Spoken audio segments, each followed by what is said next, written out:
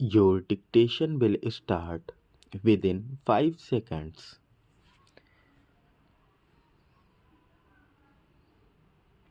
Learned Counsel for the District Cooperative Banks, however, submitted that the Reserve Bank of India must assure that the entire amount offered by the district cooperative banks for exchange after due verification in the form of demonetized notes will be duly replaced by commensurate amount of legal tender notes contemporaneously.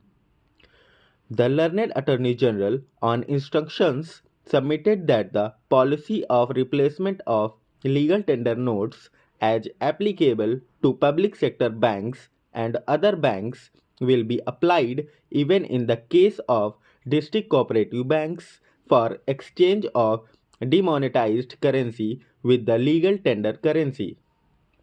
We accept the assurance given by the learned Attorney General in this behalf.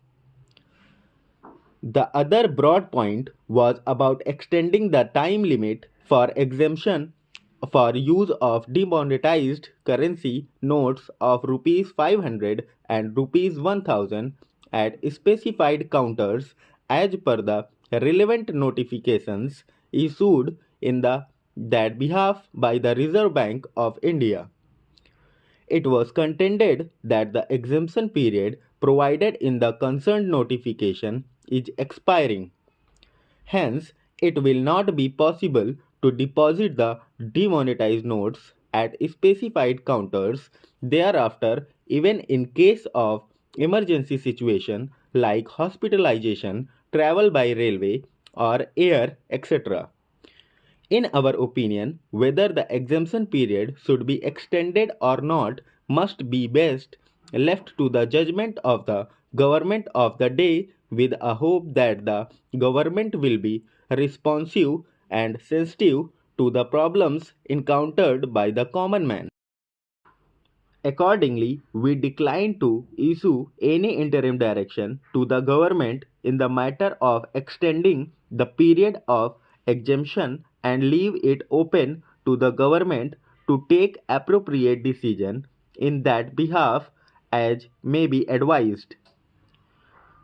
The other serious grievance made by the petitioners is about the denial of right to withdraw the prescribed amount of rupees 24,000 per week per account holder in spite of notification issued by the Reserve Bank of India permitting such withdrawal.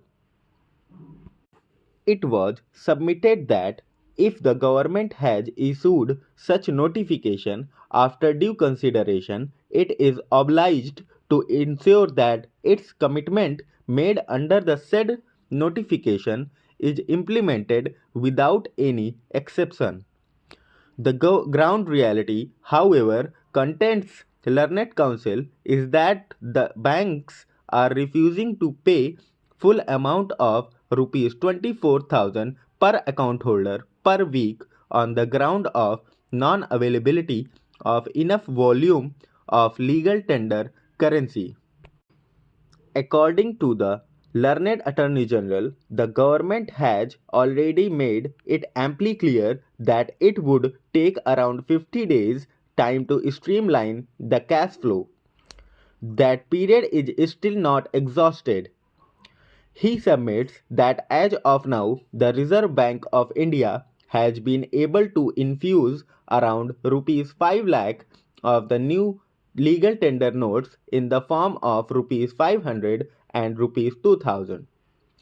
That is almost over 40% of the amount of demonetized notes already deposited with the banks. Further, the authorities are working to the best of their ability to defuse the crisis of cash flow situation by printing new notes. It is further submitted that for the nature of decision taken by the government to unearth the black money or unaccounted money and to dry up the terror fund and defeat the attempt of circulation of large scale counterfeit currency Maintaining complete secrecy of such a decision was imperative. For that reason, new currency notes could not be printed well in advance.